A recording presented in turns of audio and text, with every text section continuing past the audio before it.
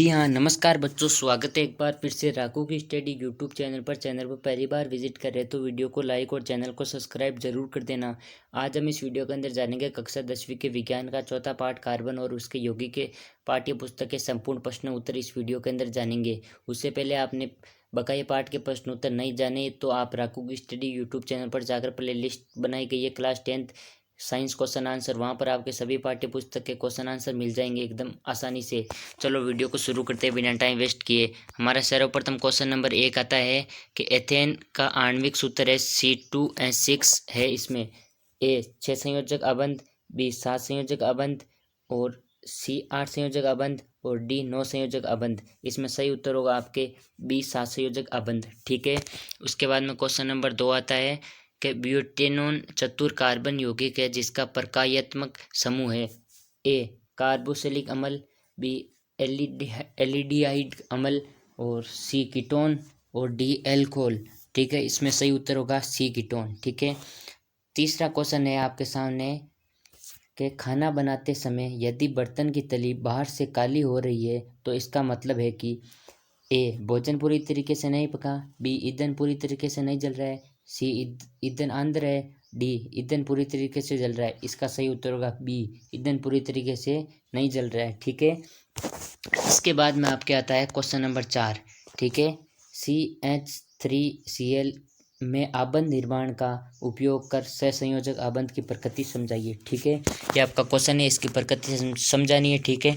इसका सही जवाब होगा कार्बन के सबसे बाहरी कोष में 4 इलेक्ट्रॉन होते हैं, ये आपको मालूम ही है। इसलिए इसे उत्कृष्ट गैस विन्यास को प्राप्त करने के लिए इसको चारों इलेक्ट्रॉन प्राप्त करने या खोने की आवश्यकता होती है, परंतु ऐसा करना कार्बन परमाणु के लिए अत्यधिक ऊर्जा की आवश्यकता के कारण संभव नहीं है। इसलिए कार्बन अपने अन्य परमाणु अथवा अन्य तत्वों के परमाणु के साथ संयोजकता इलेक्ट्रॉन की साझेदारी करने की समस्या को सुलझा देता है।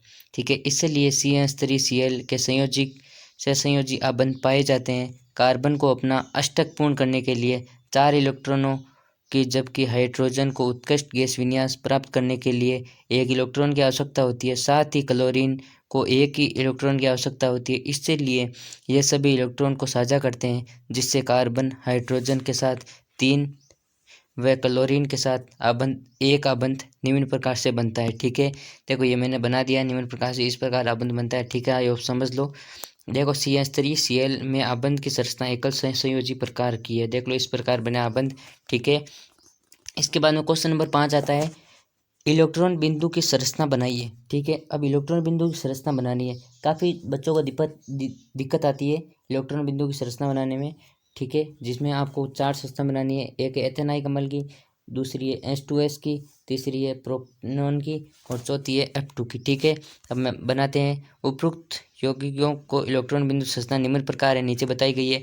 एथेनाइक अम्ल की देखो इस प्रकार संरचना बनेगी, आप ध्यानपूर्वक देख लो। ठीक है, चाहो तो आप वीडियो रोककर आसानी से समझ सकते हो किस प्रकार संरचना बनी है। ठीक है। इसके बाद में 2 नंबर पर आती है H2S की, इस प्रकार संरचना बनी है। ठीक है। इसके बाद में प्रोपेन की देखो इस प्रकार संरचना बनी है, देख लो प्रोपेनॉन की। इसके बाद में F2 की इस प्रकार संरचना बनी है, F2 की एकदम आसान संरचना है। ठीक है।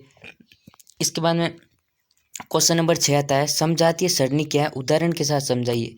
समजातीय सरणी कार्बनिक यौगिकों की ऐसी सरणी जिसमें कार्बन श्रृंखला में स्थित हाइड्रोजन एक ही प्रकार से प्रकार्यात्मक समूह प्रतिस्थापित करता है। समजातीय सरणी कहती है, मतलब कार्बन युगों की एक ऐसी सरणी जिसमें कार्बन श्रृंखला स्थित हाइड्रोजन एक ही प्रकार से प्रकार्यात्मक समूह को प्रतिस्थापित करता है। ठीक है। इस सरणी में सभी सदस्यों को रासायनिक गुण समान होते हैं, और क्योंकि क्रियात्मक समूह समान होते हैं और रासायनिक गुणों को क्रियात्मक समूह पर निर्भर करते हैं। ठीक है।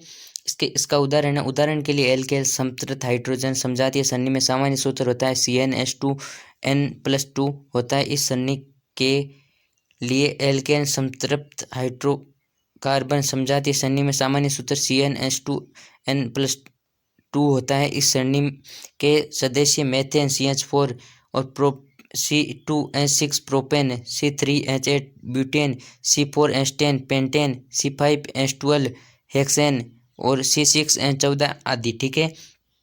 क्वेश्चन नंबर 7 आता है भौतिक एवं रासायनिक गुणों के आधार पर एथेनाइल व एथेनाइक अम्ल में आप किस प्रकार अंतर करोगे। ठीक है। एथेनाइक अम्ल C2H5O OH होता है एथेनाइक अम्ल, और एथेनाइक एल्कोहल सॉरी एथेनाइक अम्ल होता है CH3COOH। एसिटिक अम्ल में अंतर करना है सॉरी, ठीक है। अब देखो भौतिक गुणों के आधार पर एथेनाइल में स्प्रिंट के समान गंध आती है, जबकि एथेनाइक अम्ल में तीक्ष्ण गंध आती है, ठीक है। इसके बाद में एथेनाइक का गलनांक क्वथनांक क्रम से 156 और 351 केल्विन होता है, जबकि शुद्ध एथेनाइक का अम्ल गलनांक व क्वथनांक 290 तथा 391 में होता है, ठीक है। ये भौतिक गुणों के आधार पर हो गए, ठीक है। रासायनिक गुणों पर एथेनॉल द्वारा नीले लिट्मस पत्थर पर कोई प्रभाव नहीं पड़ता, एथेनाइक अम्ल पर नीले लिट्मस पत्थर को लाल कर देता है, ठीक है। एथेनॉल Na2CO3 तथा NaHCO3 को कोई क्रिया नहीं करता, जबकि एथेनाइक अम्ल इनसे क्रिया करके लवण तथा CO2H2O बनाता है, ठीक है। काफ़ी अंतर एकदम करेक्ट मैंने अंतर बता दिया आपको, ज़्यादा किताब में माथाफोड़ी करने की ज़रूरत नहीं है, ठीक है। इसके बाद में क्वेश्चन नंबर 8 आता है, जब साबुन को जल में डाला जाता है तो मिसेल का निर्माण क्यों होता है, और क्या एथेनाइल जैसे दूसरे विलेयकों में भी मिसेल का निर्माण होता है। उत्तर, जब साबुन को जल में डाला जाता है तो उसके अणु के दो सिरों पर दो भिन्न गुणधर्मों को प्रदर्शित करता है। जल में विलयशील हाइड्रोफिलिक जलरागी और हाइड्रोकार्बन में विलयशील और हाइड्रोफोबिक जल विरागी। ये जल में घुलनशील नहीं होते हैं। पानी में डालने पर साबुन के आयनिक सिरे के अंदर होता है, जबकि हाइड्रोकार्बन पुंज दूसरा सिरा जल के बाहर होता है, ठीक है। जल के अंदर इन अणुओं को एक विशेष व्यवस्था होती है जिसका हाइड्रोकार्बन सिरा जल से बाहर बना होता है। ऐसे अणुओं को एक बड़ा गुच्छा बनने के कारण होता है, जिससे हाइड्रोफोबिक पुंज गुच्छे के आंतरिक हिस्से में होती है, जबकि उसका आयनिक सिरा गुच्छे की सतह पर होती है। इनकी संरचना मिसेल होती है। मिसेल के रूप में साबुन स्वच्छ और करने में सक्षम होते हैं, और क्योंकि तेलीय मेल और मिसेल के केंद्र में एकत्रित होता है, साबुन एथेनाइक जैसे दूसरे विलेयकों में घुल जाता है, इसलिए इसी मिसेल का निर्माण नहीं होता है। इसके बाद क्वेश्चन नंबर 9 है आपके सामने, कार्बन एवं उसके यौगिकों के उपयोग में अधिकतर अनुप्रयोग में ईंधन के रूप में क्यों किया जाता है, ठीक है। कार्बन एवं उसके यौगिकों का उपयोग ईंधन के रूप में निम्नलिखित कारण किया था। जब कार्बन और उसके यौगिक को अधिक वायु या ऑक्सीजन की उपस्थिति में जलाया जाता है तो बहुत अधिक मात्रा में ऊष्मा, ऊर्जा और प्रकाश की उत्पत्ति होती है। इन्हें एक बार जला दिया जाए तो बाद ये निरंतर चलते रहते हैं और अधिक ऊष्मा ऊर्जा प्रदान करने की आवश्यकता नहीं होती है। इनका कैलोरी मान उच्च होता है, ठीक है। क्वेश्चन नंबर 10 है आपके सामने, कठोर जल को साबुन में उपचारित करने पर झाग के निर्माण को समझाइए। कठोर जल को साबुन में उपचारित करने के लिए झाग मुश्किल से बनते हैं, क्योंकि साबुन कठोर जल में उपस्थित कैल्शियम एवं मैग्नीशियम लवणों से अभिक्रिया करके अम्लीय लवण बनाता है। इसी कारण नहीं झाग उत्पन्न होते हैं। इसी अम्लीय लवण को स्केम कहते हैं, और इसकी स्थिति में झाग उत्पन्न करने के लिए अधिक मात्रा साबुन का उपयोग करना पड़ता है, ठीक है। क्वेश्चन नंबर 11 है, यदि आप लिटमस पत्थर को लाल एवं नीला से साबुन की जांच करें तो आपको परीक्षण क्या होगा। साबुन का विलयन क्षारीय होता है, और क्योंकि ये दुर्बल अम्ल तथा एवं प्रबल क्षार का लवण है, अतः लाल लिटमस को नीला कर देगा, नीले लिटमस पर कोई प्रभाव नहीं पड़ेगा। क्वेश्चन नंबर 12 आपके सामने के हाइड्रोजनीकरण क्या है, इसका औद्योगिक अनुप्रयोग क्या है। हाइड्रोजनीकरण, पैलेडियम या निकेल उत्प्रेरक की उपस्थिति में असंतृप्त का हाइड्रोकार्बन में हाइड्रोजन जोड़ने पर संतृप्त हाइड्रोकार्बन बनता है। इसी अभिक्रिया को हाइड्रोजनीकरण कहते हैं, ठीक है। वेरी इंपॉर्टेंट अभिक्रिया, ठीक है, याद कर लेना हाइड्रोजनीकरण, ठीक है। ये इसकी संरचना उत्प्रेरक असंतृप्त और संतृप्त की दोनों। औद्योगिक प्रयोग है, इस प्रक्रिया में वनस्पति तेलों को वनस्पति घी में बदला जाता है। वनस्पति तेलों का कार्बन परमाणु द्विआबंध CC होता है, और जबकि निकेल उत्प्रेरक की उपस्थिति में हाइड्रोजन गैस को 473 केल्विन उनसे गुजारा जाता है, वनस्पति घी में बदला जाता है, ठीक है। क्वेश्चन नंबर 13, दिए गए hydrocarbon C2H6, C3H, C3H6, C2H2 एवं CH2 इनमें से संकलन अभिक्रिया होती है, ठीक है। हाइड्रोकार्बन तथा संकलन अभिक्रिया होती है, ये क्योंकि असंतृप्त हाइड्रोकार्बन है तथा संकलन अभिक्रिया में असंतृप्त हाइड्रोकार्बन द्वि एवं त्रिआबंध का युक्त लक्षण होता है, ठीक है। इसके बाद में क्वेश्चन नंबर 14 है, संतृप्त और असंतृप्त कार्बन के बीच रासायनिक अंतर समझने के लिए एक परीक्षण बताइए, ठीक है। मक्खन में संतृप्त वसा अम्ल होते हैं, जबकि खाने बनाने वाले तेल में असंतृप्त वसा अम्ल होते हैं। ब्रोमीन विलयन द्वारा कार्बनिक यौगिकों में असंतृप्तता का परीक्षण किया जाता है। एक प्रकनली में 2 मिली तेल तथा दूसरी प्रकनली में 2 मिली पिघला हुआ मक्खन, दोनों प्रक्रियाओं में कुछ बूंदे ब्रोमीन की जल मिलाते हैं तो ब्रोमीन विलयन की नारंगी रंग का तेल द्वारा गायब हो जाता है, और जबकि मक्खन द्वारा नहीं होगा। इन दोनों में अंतर हो जाता है। ठीक है, 15 क्वेश्चन है आपके सामने। साबुन की सफाई की प्रक्रिया को क्रिया विधि द्वारा समझाइए। वेरी वेरी इंपॉर्टेंट क्वेश्चन है, काफ़ी बार एग्जाम में आ चुका है। ठीक है, साबुन की प्रक्रिया की क्रियाविधि निम्न प्रकार है। साबुन सफाई करने की विशेष प्रणाली पर आधारित है। इसके अणु ऐसे होते हैं जिनके द्वारा दोनों सिरों पर विभिन्न गुणधर्म होते हैं।